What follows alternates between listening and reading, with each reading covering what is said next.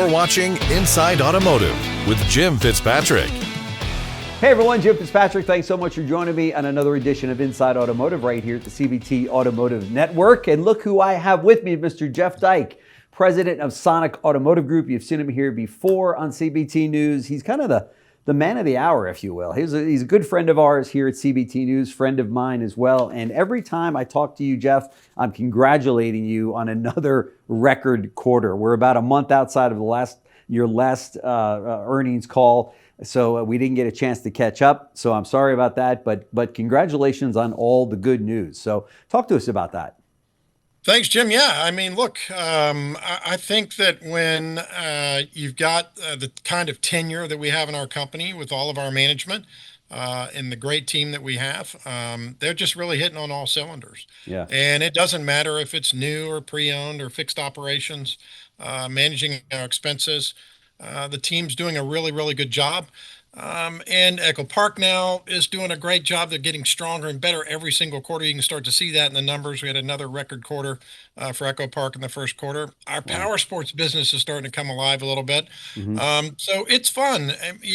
We have to exercise patience and work really hard to make sure that our team has all the tools that they need in order to be successful. And I think we've done that, over the last 5, 6, 7 years, and it's really just coming together for us and paying off. Yeah. You had closed some Echo Park stores for a little while. Did you reopen those stores and put them back into operation? We have not. We opened one store. It's a new store in Stafford, Texas, which is in Houston. Oddly enough, is the first store I was ever a general manager at, which was just great. No full kidding. circle. Wow. It's pretty cool. The AutoNation mega store that we bought and opened up a store there, and it's rolling. We moved out of a smaller store. We were kind of outgrown it and moved into a larger location. Okay. And I've been sort of waiting and watching inventory pricing, our ability to buy more cars off the street versus buying cars at auction, maturing in that arena. Those things are starting to happen. So I would think that, sometime along the first 6 months of next year, first quarter of next year, you'll see us start to open some stores again. Okay. And since you went there about sourcing vehicles, how has that been for Echo Park and really for your new car stores as well, in light of the fact that tariffs have kind of put a little bit of a pressure now on the used car industry?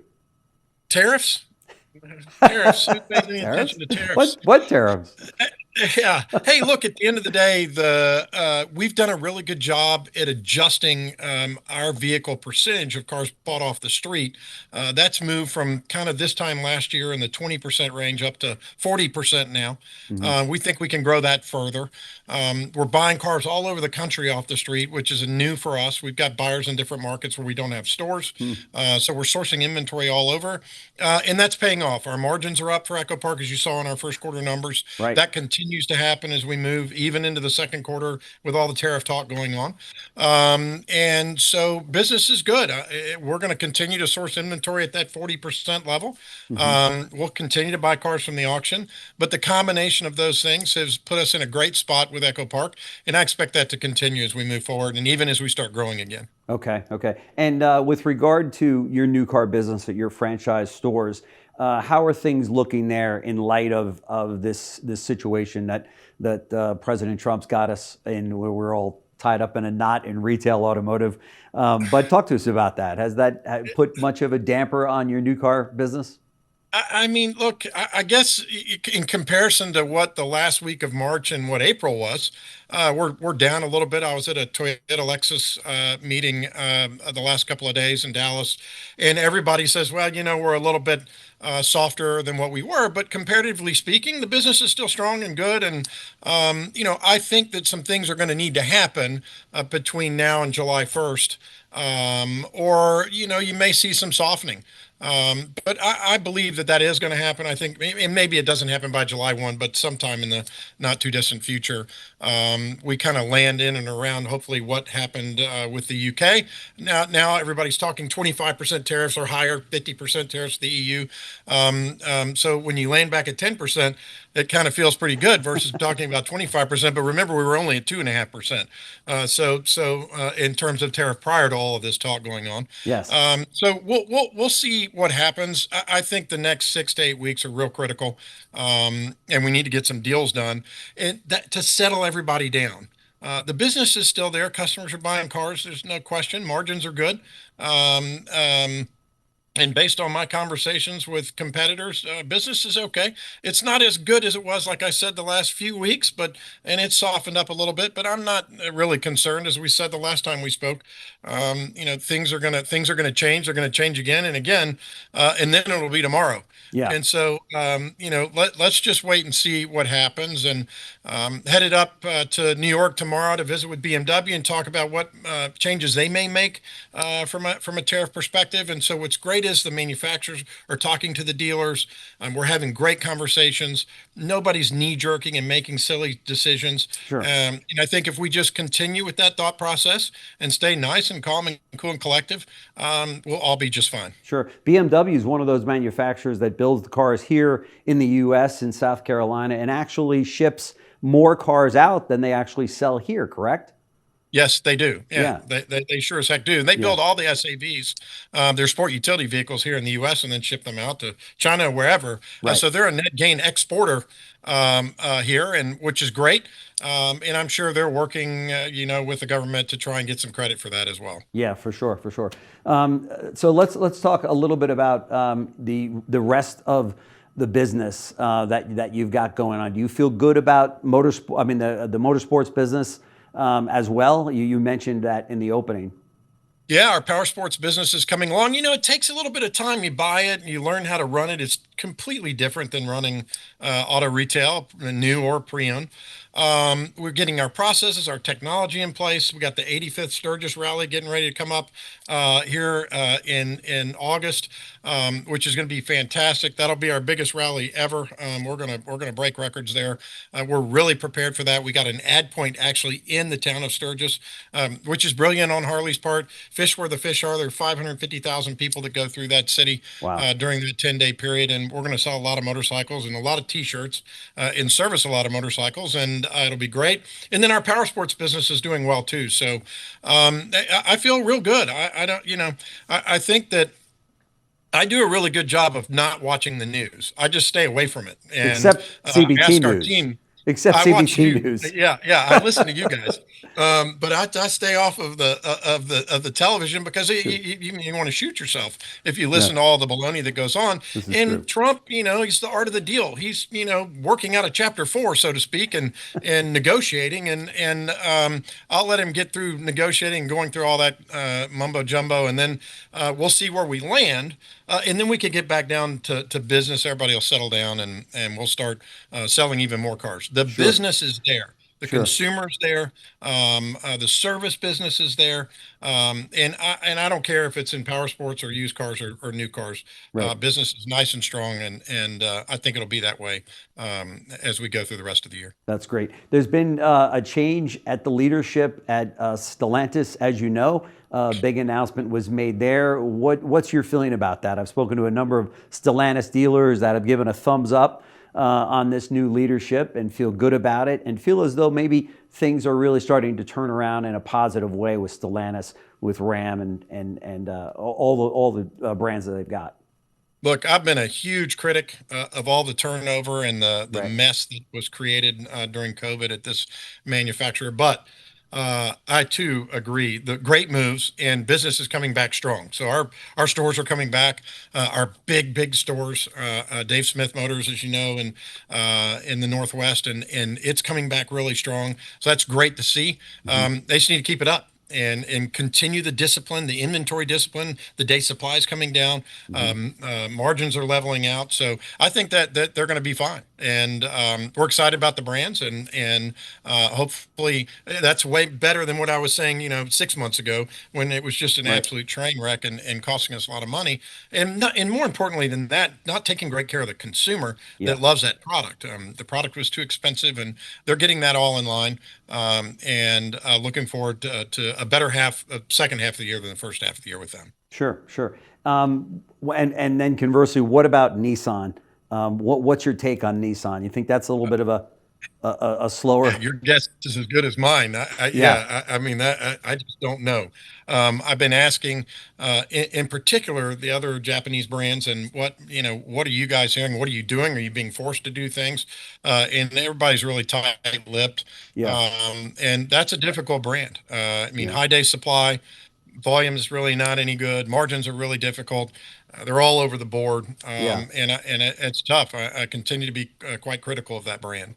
Yeah, yeah, it's they're having a tough go of it. They've got some great people that they brought over. One was with Nissan, then was with Toyota for 10 years. Now back at Nissan, running the sales and marketing for it. And I think he's got a lot of great ideas, got a lot of great intentions. But you're right, it is a tough brand, and he's got a big job there, right? I mean, there have been a lot of great ideas and a lot of good intentions with this brand over the years, and Yeah, it's just been a struggle. I mean, COVID was a little bit of a break because everybody was buying everything. yeah, sure. Now it's like back to status quo. And if we learned anything during COVID, don't manage your inventory and your day supply. Just manage it. Yeah, And you look at Toyota, who's objectively doing the best job, and Lexus doing the best job of managing. They got a 14-day supply, something like that, right. across the country. Margins are great. Valuations of the brand is amazing. Yeah, I just got out of a meeting, like I said earlier, and the spirits are high.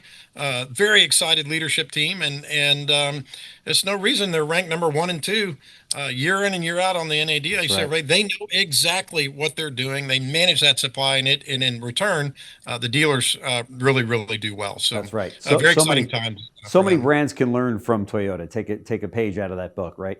Yeah, a lot of the brands have. BMW Yeah, is doing a great job with day supply. Mercedes-Benz is even coming along doing a great job. So it's getting better. I think we kind of lost it a little bit after COVID, and now they're starting to realize, hey, we were all selling a lot more cars, making more margin, and making way more money. yeah. And everybody was happy. And why go out there and start overproducing inventory? It's just silly. But it just takes one, and they go after share, and the next one's going to react, and That's the next right. one is just That's a right. domino effect. That's right. Hopefully, it goes the other way now. That's right. That's right. I've spoken to a number of the dealer brokers or advisors in the industry here at CBT News. They've all reported that they feel as though the Publix, Sonic being one of them, will be acquiring stores in the next 6 months, in the second half of this year. Is that a fair statement? Are you looking to grow the number of stores in the second half? 100%. Yeah, that's a fair statement. Yeah, we're looking to grow the franchise business. We're looking to grow Echo Park and Power Sports, but probably franchise first. Hmm. Echo Park in the beginning of next year, and we'll see what happens as we get better and stronger with Power Sports. But there's no question, and I'm hearing the same. Everybody's out looking at deals. Yeah.